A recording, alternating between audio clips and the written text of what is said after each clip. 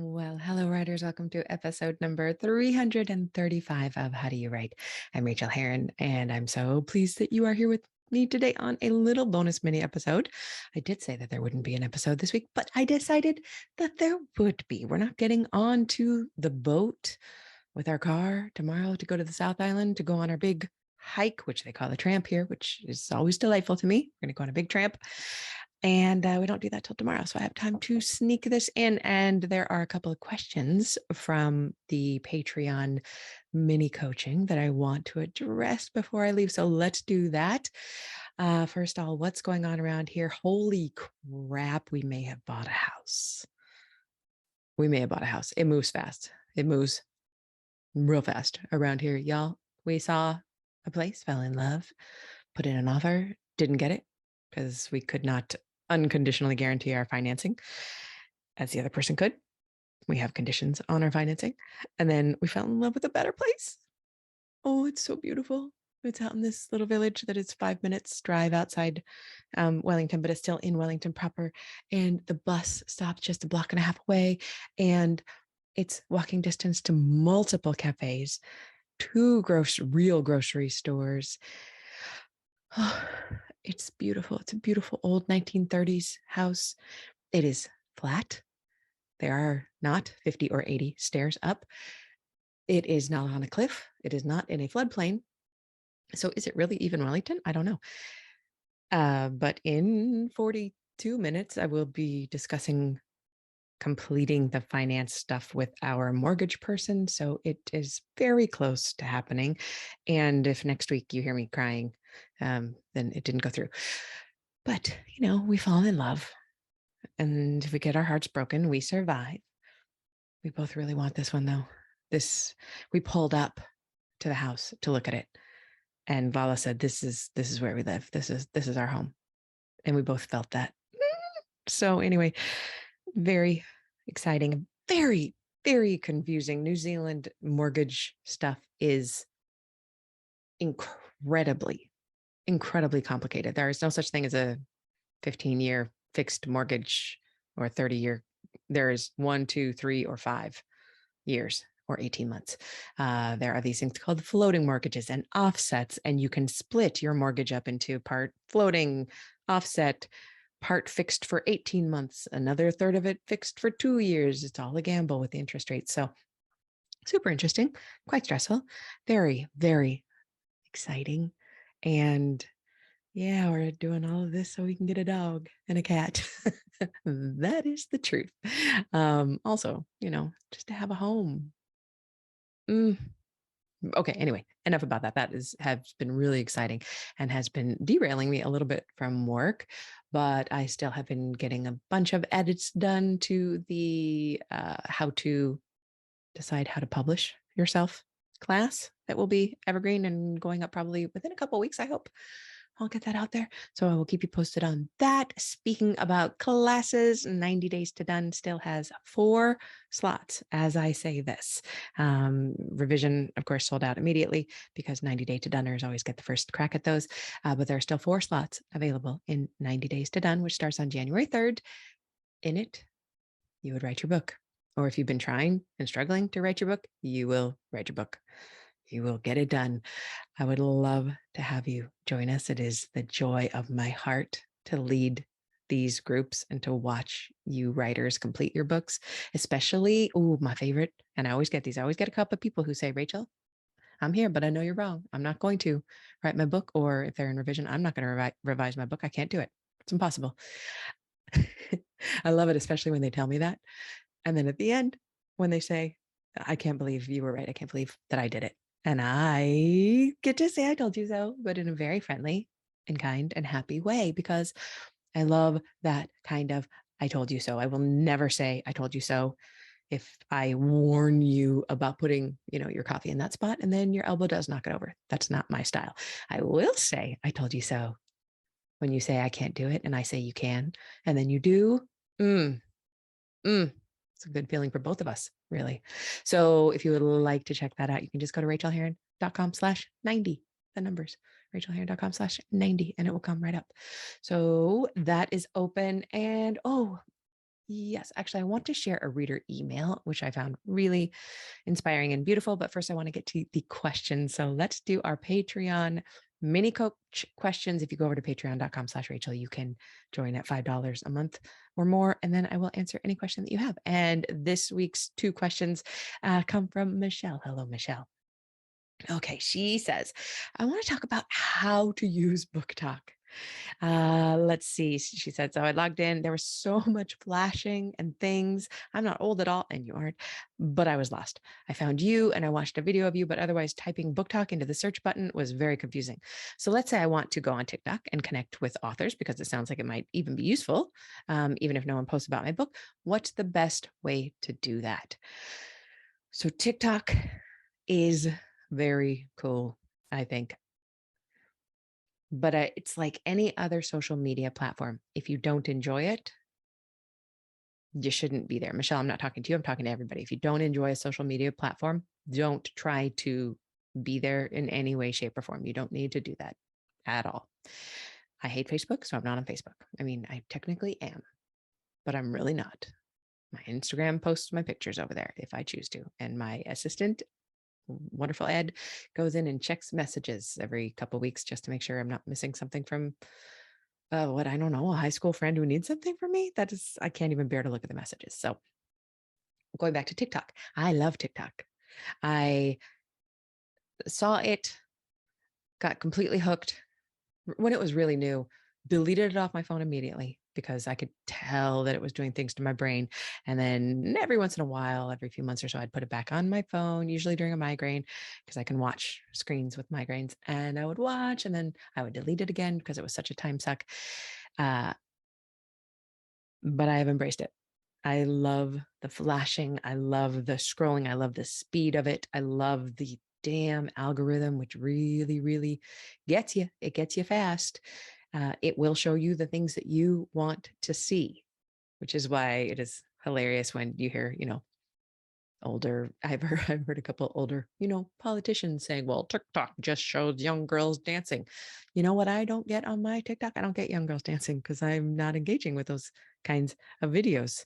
And just shows what you're engaging with. What my TikTok feed is perfectly curated for me. It is all ADHD hacks, cute dogs and cats, some neuroatypical conversation, lesbian thirst traps. Yes, those show up.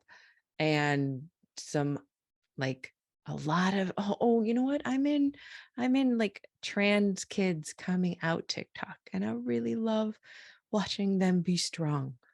That is my TikTok feed. Anyway, I've gone off subject. Michelle was saying, how the heck do you use it?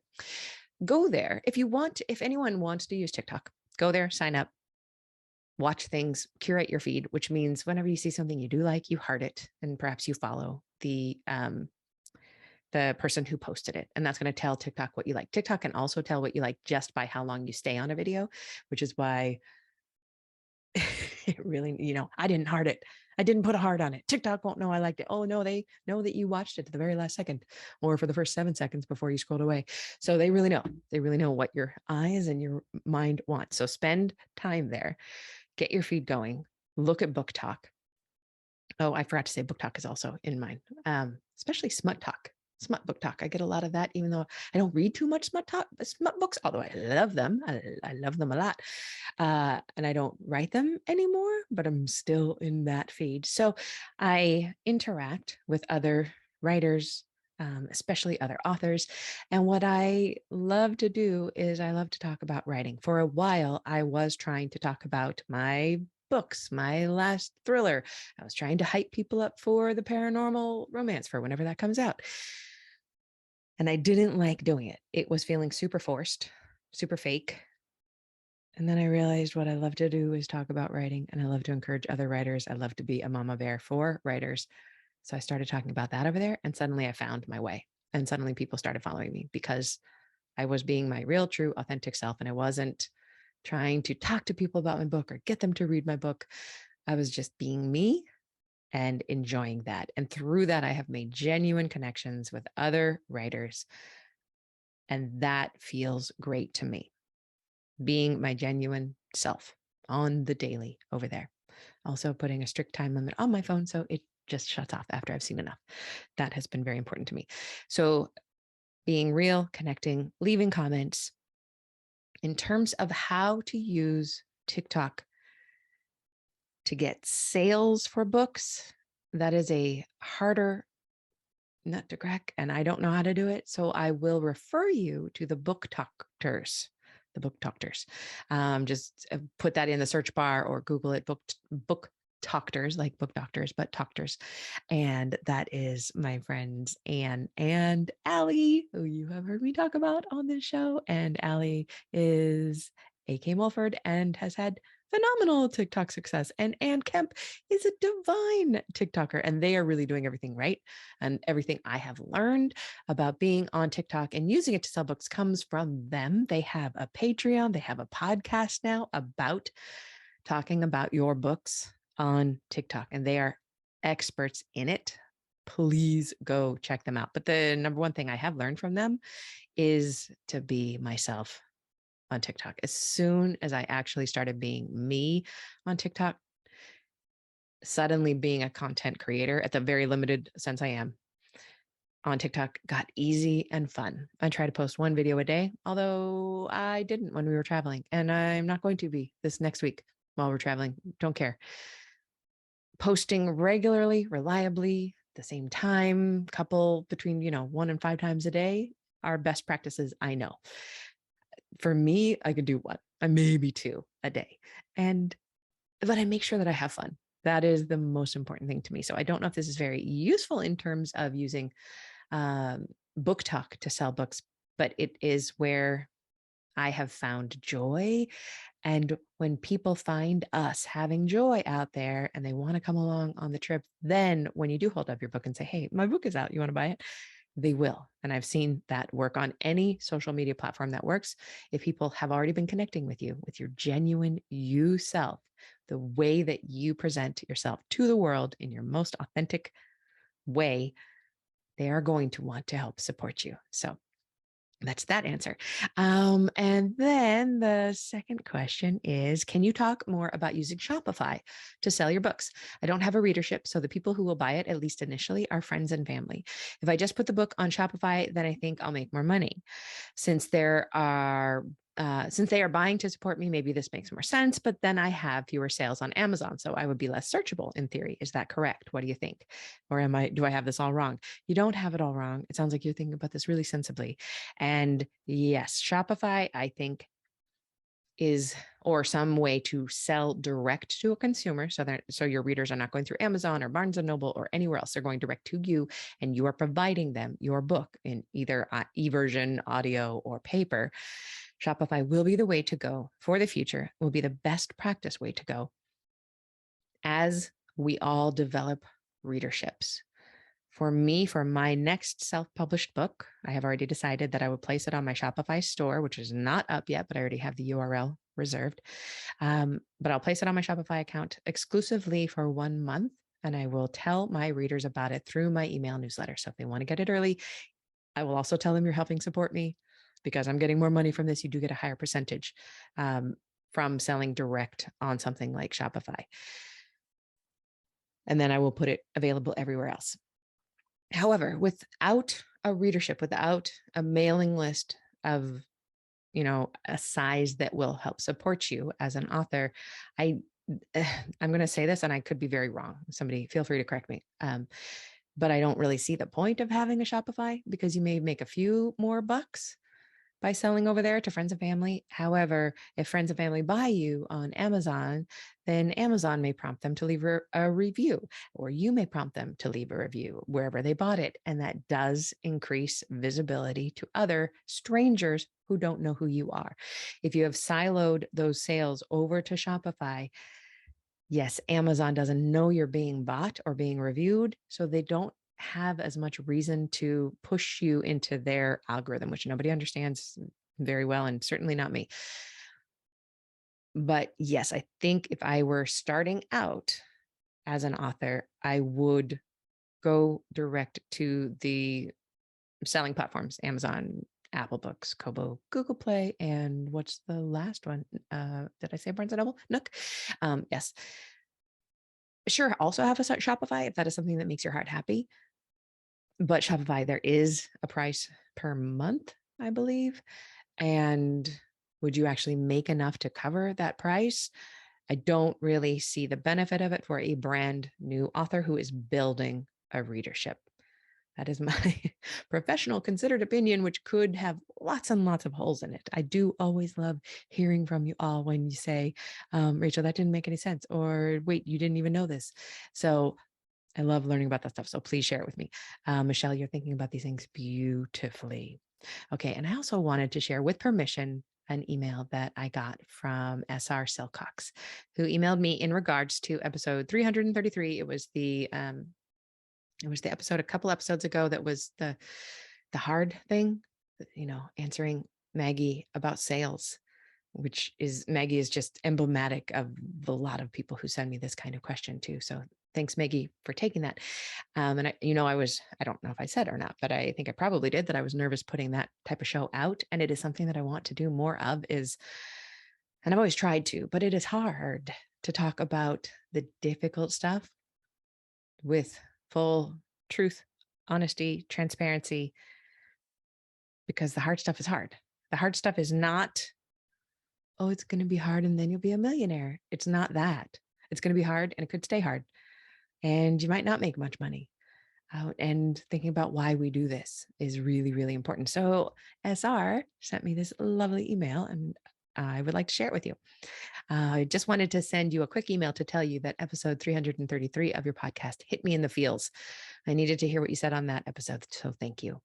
I write lower YA, moving into upper middle grade at the advice of an agent and publisher with sapphic girls as main characters. It's not an easy nut to crack here in Australia, so I currently self-publish those stories. I don't sell a ton of those books, but I've started writing sapphic adult fiction to supplement my income in order to pursue those middle grade stories. Your episode reminded me to continually remind myself why I write. And I wanted to share a story that I'll be hanging on to for a while as my why.